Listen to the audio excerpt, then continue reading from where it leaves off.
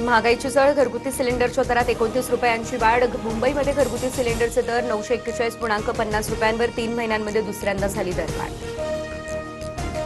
कामात दिरंगाई करणाऱ्या कंत्राटदारांवर मुख्यमंत्री फडणवीस भडकले. वेळेत कामं करा, नाहीतर बंदी, फडणवीसांचा इशारा.